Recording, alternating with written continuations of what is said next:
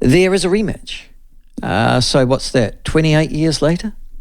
And it is going to take place in Paris. Joining us to talk about this, to give us the South Africans' perspective of this game, and whether they are approaching this game with the degree of confidence that they're probably due, to be fair, is leading South African sports writer and rugby correspondent Ken Borland from South Africa this morning. Ken, thank you so much for making yourself available to us this morning. It's a pleasure, Michael. Thanks very much for having me. Where are you based, mate? Because you're in South Africa at the moment. In Johannesburg. Okay, you're in Joburg. So that is that was where the test was held, was it not, in 95? The 95 final, yeah, that's right. And Ellis Park. Are you expecting a similar result? I think it could well be as tight as that final. Of course, that final had to go to extra time. It was all square after 80 minutes, and won by Joel Stancy dropped on in extra time. So, yeah, I think forget about the loss result between South Africa and New Zealand when the Springboks won 35-7. New Zealand had a almost a comfortable win in Auckland before that game. I don't see either side running away with it on Saturday. It's rugby's greatest prize. It's rugby's two greatest teams coming up against each other. It's going to be an epic, I have no doubt. I guess from our point of view, Ken, when you did thrash us 35-7 at Twickenham about a month ago, we thought, that's the end of the World Cup, and it sort of confirmed to New Zealanders that we didn't really have a very good team and we weren't going to be in the final. So there's a bit of element of surprise that we're in it. Are you guys surprised you're in it, or was this predestined? I think the Springbok team and most South African rugby followers are extremely cautious when it comes to running off the All Blacks.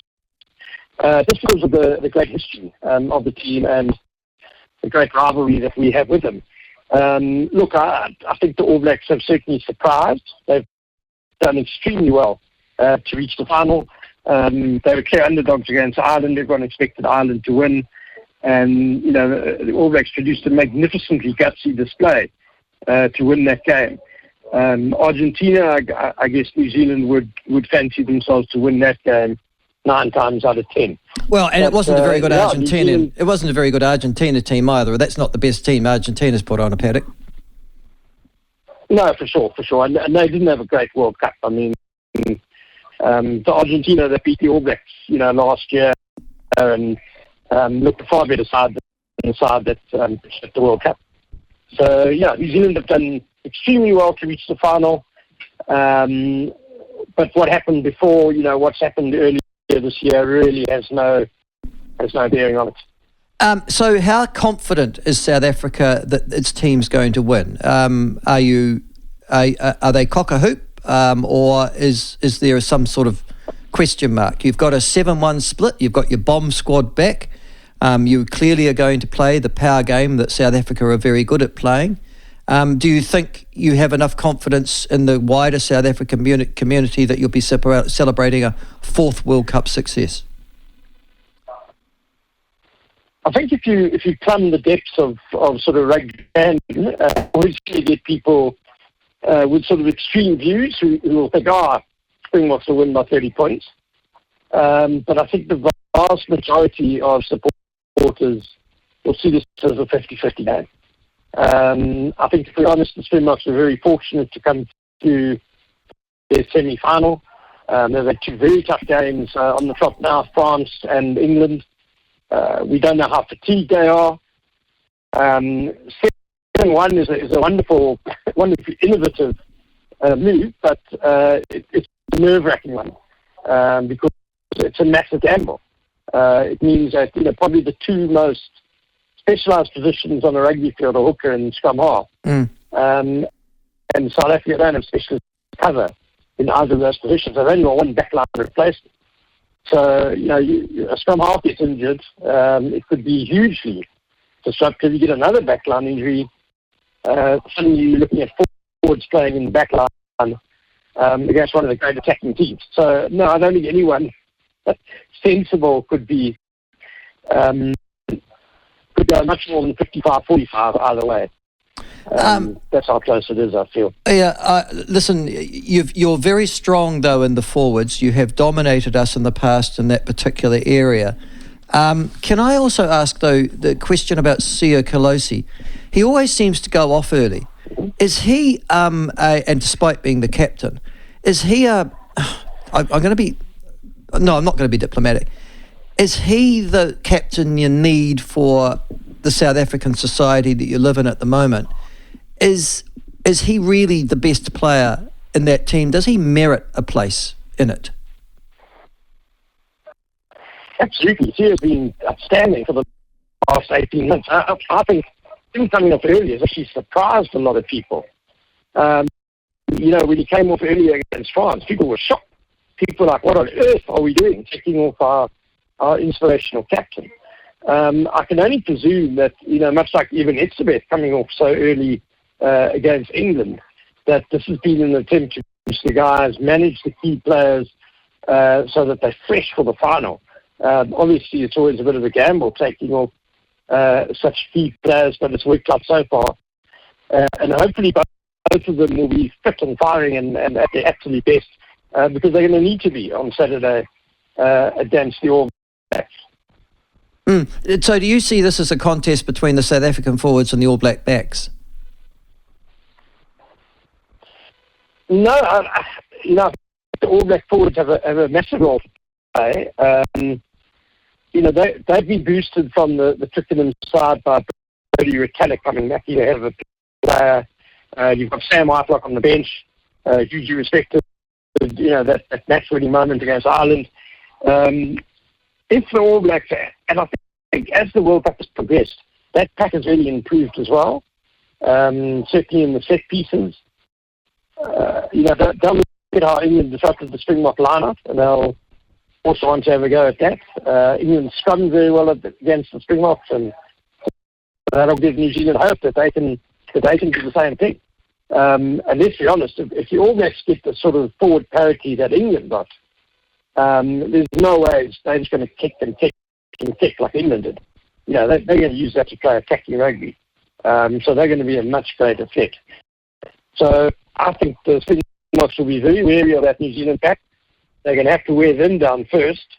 They've got to stop them from getting a foothold in the game because you don't want that very exciting backline to be getting front foot forward. Bongi Mbonambi, the black South African hooker, was in trouble allegedly because he racially insulted the English player Curry. How has that played out in South Africa, that particular drama? I think there's quite a lot of bemusement and a fair amount of anger, actually, because anyone who knows Afrikaans, which most South Africans do, and obviously we understand that not many people overseas understand Afrikaans, understand that the word that was spoken means side in Afrikaans.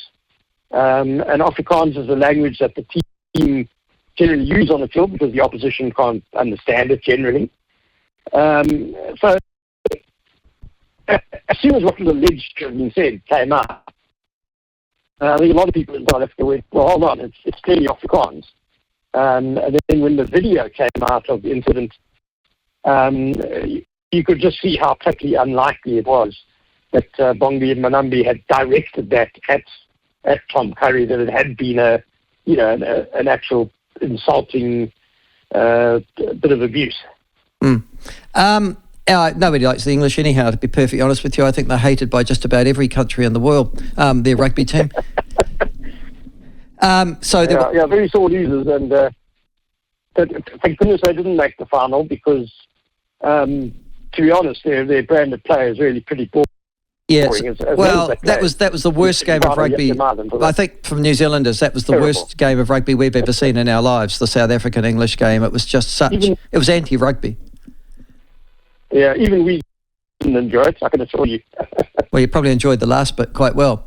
Now the last 10 minutes. Yeah, that's right. It was looking really bad. I was actually quite excited because I thought, great, we're playing England in the final and they're very beatable, but we've got you. Listen, the other thing is, you left, South Africa left Sanzar.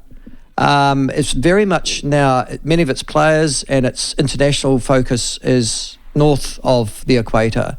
Do you think that the demise of Super Rugby and the fact that many of your South Africans are now playing in English and European competitions has strengthened your game or weakened it?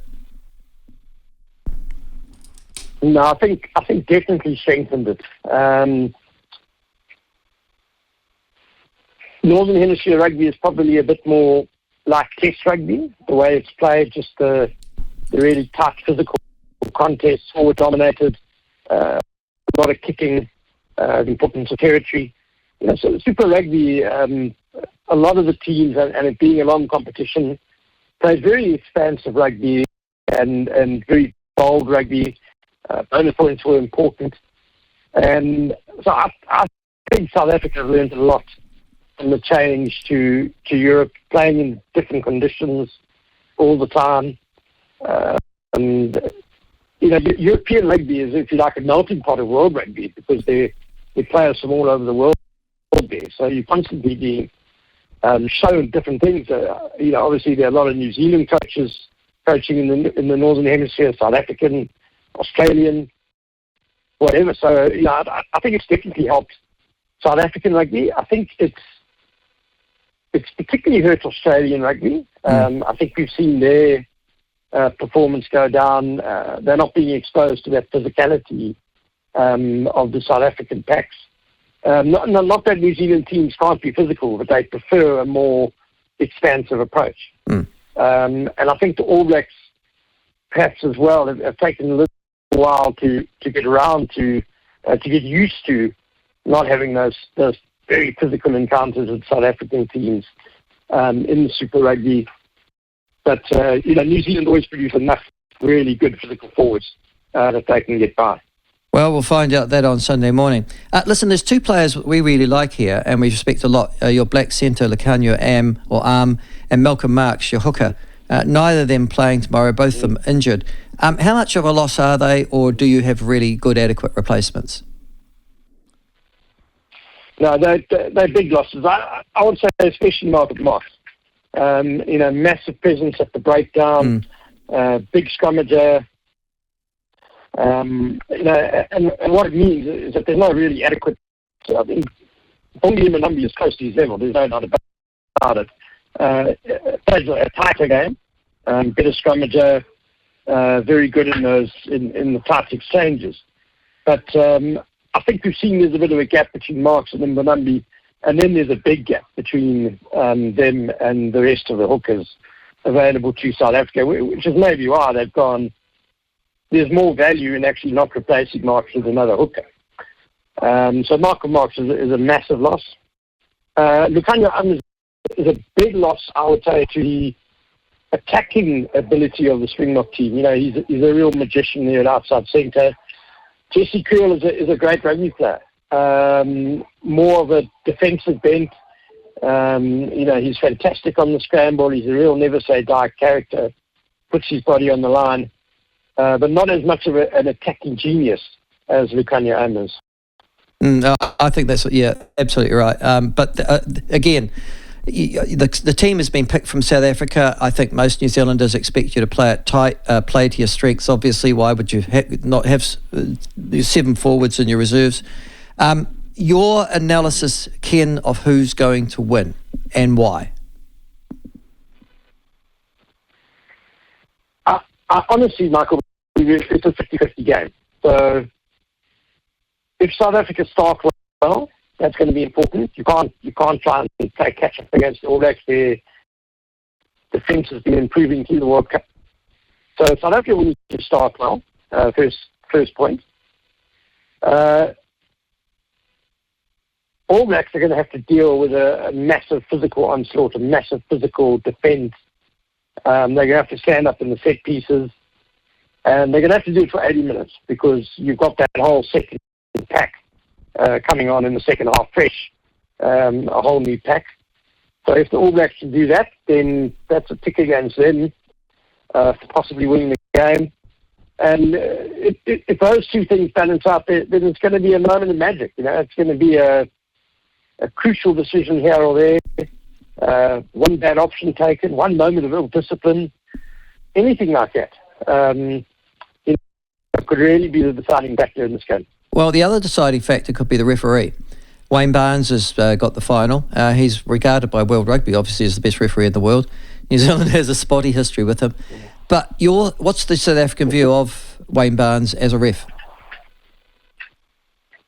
I think we genuinely respect him greatly. He did have a bit of a poor game in the last year, messed up South Africa's chances of beating France in France.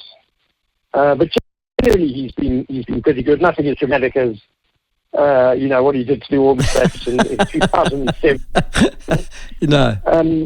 He might not be the best referee in the world. I mean, I've been hugely impressed with Ben O'Keefe over the last two weeks. But obviously, being in New Zealand, O'Keefe can't referee the final, and Yaku Paper can't referee the final. But he did it anyway. That's right. But Wayne Barnes is vastly experienced, and he'll be able to handle the pressure of the occasion. And finally, there is this interesting division still. I've been to South Africa, been to Joburg, and I noticed it myself. So you can obviously update me on my impressions, but not all of South Africa watches rugby. The black game very much is football, and very popular it is as well. How much of South Africa will be watching this World Cup final? That's been a massive thing, since Rassie Erasmus was appointed in 2018, and since Kolisi was appointed as captain. This team has really captured the imagination of the whole country like no other team has. Not 2007, not 1995. It's been unbelievable how everyone in the country is behind the Springboks, is fascinated by the Springboks, is watching on TV. It just hasn't ever happened before. I mean, it probably helps that our national football team is not doing that great, although they've had a bit of a resurgence. But for the first time in our history, 2019 and this year, we have a team that genuinely feels representative of the country, the whole country. Yeah. And we've seen that in the support that they're getting. Well, I think the most amazing story is the other Kolisi. important thing is that there are no questions about people being there on merit. Everyone who's chosen is there on merit. They're all good enough. They're all great players. There's no more of that horrible counting of how many black players, how many players of colour, that sort of thing. It's just a non-factor at the moment. Kolisi is an interesting case because, of course, he's black. He's married to a white lady. I would imagine in many ways that is the face that South Africa would like to see going forward, yeah? Yeah, absolutely. I mean, as I said earlier, he's been an incredibly inspirational captain, a real bridge builder. You mentioned South Africa needing that 1995 win. Well, it really feels like South Africa needs another win to unite the country because, apart from our sporting success, the economy is tanking. There are huge divisions in the country, politicians inflaming those. Poverty is just getting worse. State-owned enterprises are all collapsing. We have power shortages, water shortages. So there's a lot of bad things going on in the country, which make it an uncertain future, much like it was in 1995. Yeah, well, we didn't mind you winning in 95 now, but we've given you. We think we've been generous enough. Thanks very much. It's our turn now. You think that might be fair, Ken? Oh, well, you kind of offered, Come on. Oh wait, no. We said that's fine. You need it, yeah. But that was our act of generosity, and then you poisoned us as well. Never forget that. I was waiting for that spurious story to be brought up. Oh, yeah. All right. Well, good on you, mate. It's nice to talk to you, Ken. We might talk to you next week and get some sort of idea of the reaction, if that's all right, too. Best of luck to you. And, no problem, yeah. Look after yourself, Ken. Ta. Thank you. Best of luck to you guys. Thank you. Ta. That's Ken Borland, one of South Africa's leading rugby correspondents. He should be at the World Cup in actual fact, but there he is, back in Joburg. But then, you see, they don't all have the money. No. See? No. A lot of people have, in actual fact, I've noticed, reported on Rugby, who haven't actually gone. So they're sitting there. Unlike a certain platform host and his producer, Kelly, who somehow wheedled out of this organisation, and to make it worse, has been rubbing it in our face ever since he arrived.